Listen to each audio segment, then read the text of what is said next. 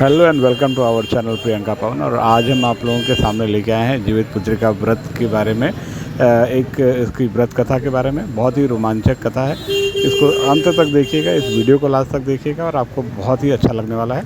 अगर आप हमारे नए सब्सक्राइबर हैं तो हमें इस चैनल को ज़रूर सब्सक्राइब करें और इस वीडियो को लास्ट तक देखिए।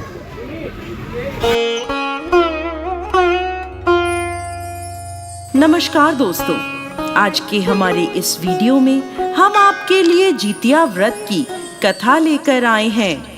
एक समय की बात है, नर्मदा नदी के पास कंचनवटी नाम का एक नगर था।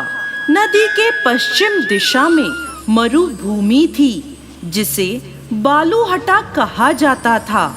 वहाँ विशाल पाकड़ का एक पेड़ था। उस पेड़ पर चील रहती थी। पेड़ के नीचे एक खोखर था जिसमें सियारिन रहती थी। चील और सियारिन में गहरी दोस्ती थी। एक बार दोनों ने मिलकर कुछ स्त्रियों को जितिया व्रत करते हुए देखा।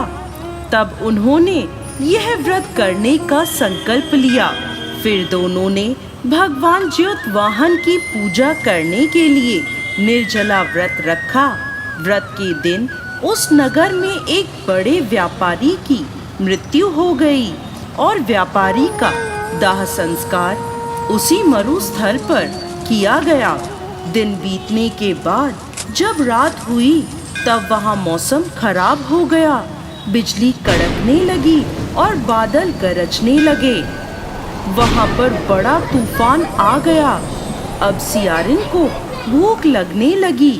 मुर्दा देखकर वो खुद को रोक ना पाई और उसने व्यापारी के शरीर को खा लिया और उसका व्रत टूट गया। पर चील ने संयम रखा और नियम व श्रद्धा से अगले दिन व्रत का पारण किया। फिर अगले जन्म में दोनों सहेलियों ने ब्राह्मण के परिवार में 2 पुत्रियों के रूप में जन्म लिया। चील बड़ी बहन बनी और उसका नाम शीलावती रखा गया।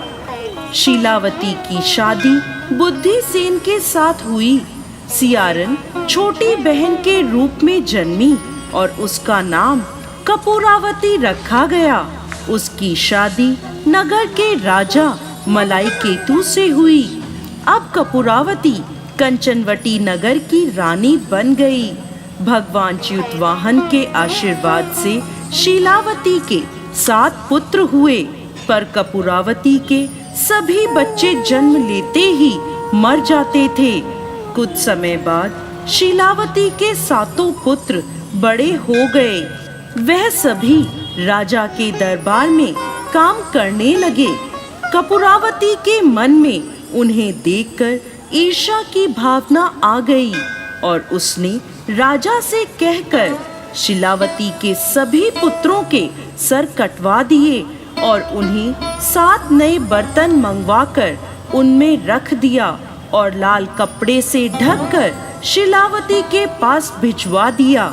यह देखकर भगवान ज्योतवाहन ने मिट्टी से 7 भाइयों के सिर बनाए और सभी के सिर को उनके धड़ से जोड़कर उन पर अमृत छिड़क दिया, जिससे सभी में जान आ गई और शीलावती के 7 पुत्र जिंदा हो गए और अपने घर लौट आए। जो कटे हुए सिर रानी ने भेजे थे वो फल बन गए। दूसरी ओर रानी कपूरावती शीलावती के घर से पुत्रों की मृत्यु का समाचार सुनने के लिए व्याकुल थी।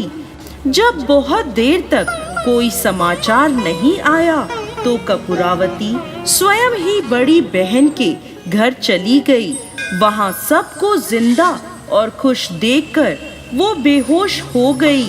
जब उसे होश आया तो अपनी बहन को उसने सारी बात बता दी। उसे अपनी गलती का पछतावा हो रहा था। भगवान ज्योतवाहन की कृपा से शीलावती को पूर्व जन्म की बातें याद आ गईं। वो कपूरावती को लेकर उसी पाकड़ के पेड़ के पास गई और उसे सारी बात बताई। यह सुनकर कपूरावती उसी समय मृत्यु को प्राप्त हुई। जब राजा को यह खबर मिली तो उसने उसी जगह पर पाकर के पेड़ के नीचे कपूरावती का दाह संस्कार कर दिया।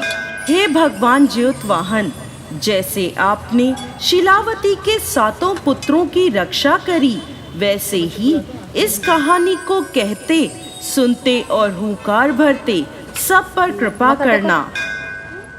उम्मीद है कि आपको ये वीडियो लास्ट तक अच्छा लगा होगा। इसका व्रत कथा भी आपको पसंद आई होगी। अगर जो आपको ये वीडियो अच्छा लगा तो इसको लाइक करिए, सब्सक्राइब करिए, कमेंट करिए और हमारे साथ बने रहिए। Thank you, bye bye, take care.